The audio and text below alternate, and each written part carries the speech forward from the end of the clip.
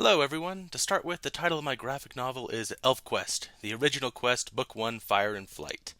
So the creative team was created and written by Wendy and Richard Peeney, illustrated by Wendy Peeney, president and publisher Mike Richardson, editor Megan Walker, assistant editor Tara McCarran, collection designer Skylar Weisenflew, and digital art technician was AJ Newell.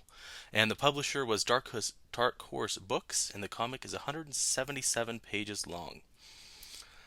So ElfQuest began as a graphic novel comic series in 1978 as individual issues telling an overarching narrative. The creators took a very unorthodox approach to publishing going forward and republished the issues in complete collections roughly every 5 to 10 years.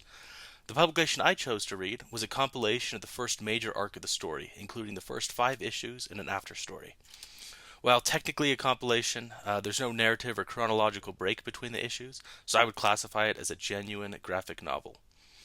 So the story structure of this comic was a little different than what we talked about in class. As I mentioned before, it's a cohesive collection of 5 different issues and a side story. Fortunately, it does tell a cohesive story and has an overarching narrative plot that loosely follows a 3-act structure. So Act 1 begins on page 9 and ends on page 40 for a total of 31 pages. It uses the introduction of the elves hundreds of years ago to introduce the overarching setting and conflict of the series, and then time skips to the present day to introduce the Wolfrider tribe, the actual main characters.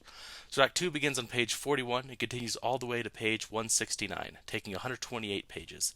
It mostly encapsulates the adventures of the main characters, while the main story technically ends with the second act. And the afterstory provides a really good third act in resolving the overall plot of the comic series.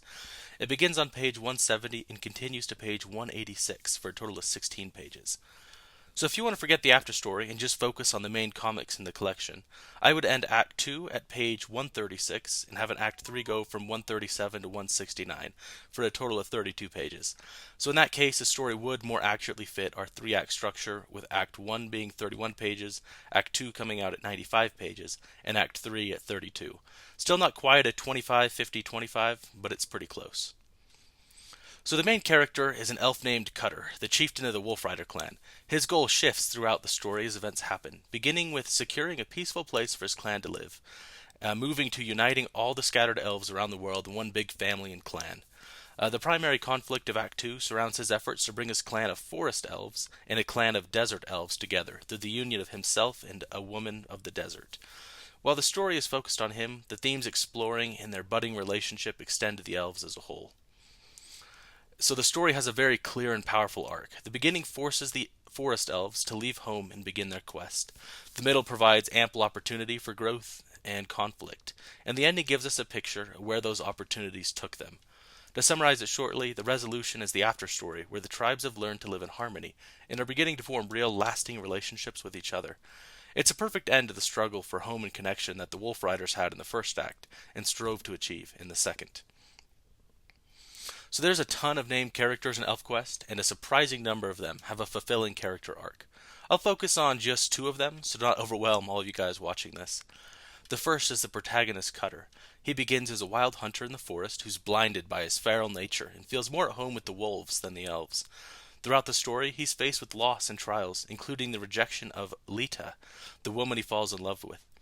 He learns to put his selfish and short-sighted nature aside and mature to face the challenges and win her hand in marriage. So the second one would be Lita herself. So among the elves, there's something called a recognition, which is essentially bonds 2 souls together, kind of like an arranged forced marriage. So this happens to Lita and Cutter, neither of whom particularly wanted it. Cutter, who's more in tune with his instincts and the natural order of things, just accepts that as the way it is, but she rejects it. She's afraid she's going to lose her freedom. And as the story goes on, she softens as she sees who Cutter really is and begins to accept his efforts to change as well as their true nature and the recognition. And so in the end, she accepts their bond and manages to calm her own fears and marries him. Turns out way better than she ever could have thought of.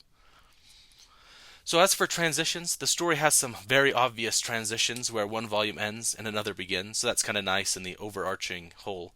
But as for between panels, the comic uses almost all of the 6 transitions talked about by McLeod.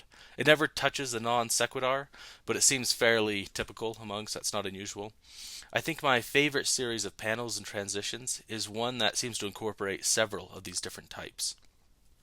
The Wolf Howl. It incorporates elements of panel to panel, subject to subject, and scene to scene. I really liked the way the sound effect of the howl connects it all together, giving a sense of flow and continuity, while the gutters connect the actual pictured scenes.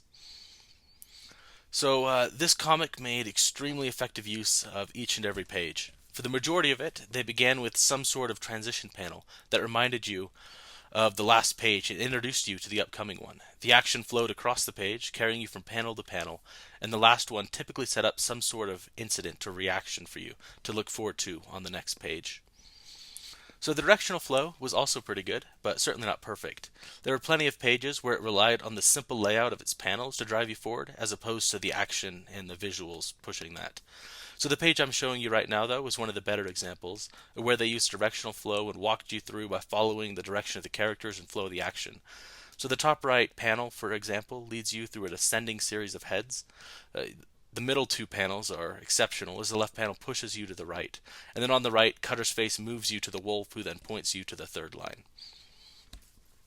So I think this comic is one of the better ones I've read, and I would most certainly recommend it to my classmates, especially those who enjoy fantasy. It has well-written characters who are true to their motivations and goals, mysteries to think about and explore, and they get revealed as the plot unfolds, and a plot that keeps the action moving forward.